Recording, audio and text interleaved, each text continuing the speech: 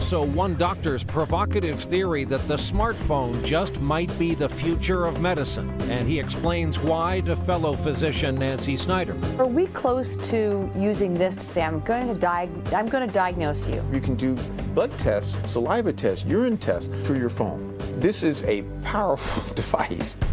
Welcome back. In our next story here tonight, we're about to hear one of the world's top physicians say the smartphone may change his profession and personal medical care in ways none of us saw coming. His story tonight from Dr. Nancy Snyderman.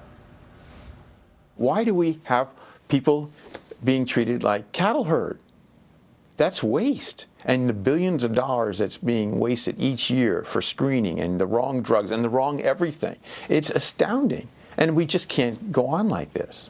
Yeah, I'll take that. Thanks. Okay. Dr. Eric Topol has long been one of the world's foremost cardiologists. Hey, great to see you. He has now become the foremost expert in the exploding field of wireless medicine. And this explosion, he says, is about to make our healthcare better and cheaper. Watch what he does with a cell phone. And we'll just pop this iPhone into it like that. He shows how simply his modified iPhone produces a cardiogram for a patient. So you just put your fingers on that. There you go. And in a second, in the first second, then it stabilizes. There it is.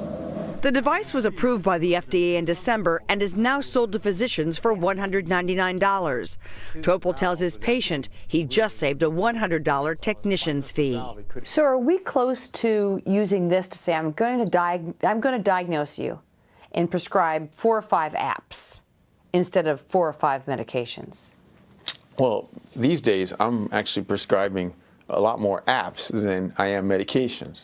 You can take the phone and make it a lab on a chip. You can do blood tests, saliva tests, urine tests, all kinds of things, sweat tests through your phone. This is a powerful device. And we'll just have you, want to just hold that on there like that? Topol's patient, Ron Thompson, is dealing with several significant heart issues. You saw that on a phone. Weren't you just amazed the first time you saw that? Yeah, absolutely. I'm used to having a ECG machine hooked up to me and put all these, all shaving my chest and stick them on there and putting the electrodes or whatever. But yeah, no, this is incredible. Topol also uses a portable ultrasound, a V-scan, to image Ron's heart. So, get a good window. Oh, there's the aorta, and you see it is dilated. Sure do. The V-scan is made by GE, a parent company of NBC. Can you see that? See how strong that is coming together? He does in the office what would normally be a separate test, costing $800. There's 20 million, over 20 million echocardiograms done a year. So 20 million times $800, that's a lot of money. Probably 70, 80% we can get rid of just by having this part of the physical exam. I was surprised when you saw Ron that the technology did not get in the way of the doctor-patient relationship. Actually, well, I think it helps make the whole interaction much more intimate, because now I'm sharing the results in real time. There's so much technology now that we could, by using digital structure that exists today, that we could make the office visit an enjoyable thing. And not only that, Nancy, but it doesn't have to be in person. There's no reason why a lot of office visits, if not most, could be done remotely. Ron could take his EKG at home, send. Yes. And boom, you have we'd be looking at it together. Or if I got him a wireless ultrasound and he just puts it right there, and I just say, okay, take a deep breath, I could be watching it in real time. I mean, anything that we do can be done remotely. When Topol came to Scripps in San Diego from Cleveland, he started a new chapter in his life. When you moved here in 2006, you had just left the Cleveland Clinic under not very happy circumstances. Right. He had a reputation for brashness. He'd questioned the safety of the hugely profitable painkiller Vioxx and eventually forced it off the market. I resigned from that after having been there 14 years. It was a significant part of my career. Do you think, wow, I've done a really great job making healthcare better? Or do you think, damn, there's so much yet to do? I feel the damn, there's still so much to do problem. I feel that big time. Do you ever think about how you're going to die? Yeah, I do. Sometimes I watched my mother die at a very young age, in her early 50s, with a leukemia. Then my father was an end-stage diabetic. I mean, he went blind at age 49. Topol uses DNA testing and monitoring to pinpoint his specific vulnerabilities and guide his daily life. He refuses to use elevators, and his day is spent walking from building to building. He incorporates an hour of exercise into virtually every day, no matter how busy, trying to live the life he thinks we'll all be living in the near future. How did you find out about that?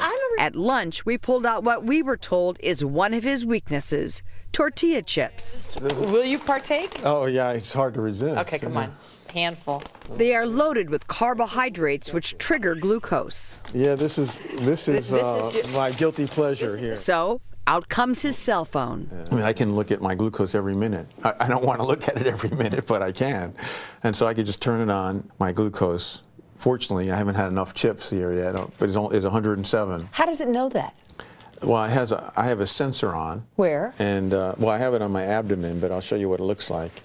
It's like that, touching the skin. Okay. So that sends a wireless signal to this? Yes. And if you were a diabetic and you had this, you could then send this message to your physician or to your own computer. Oh, yeah. And you could start to see triggers and trends and follow this. Sure. Oh, yeah. And there goes the lifestyle change. You got it.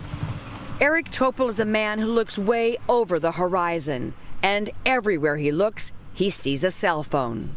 In the future, let's assume I have heart disease. What could this tell me about impending trouble?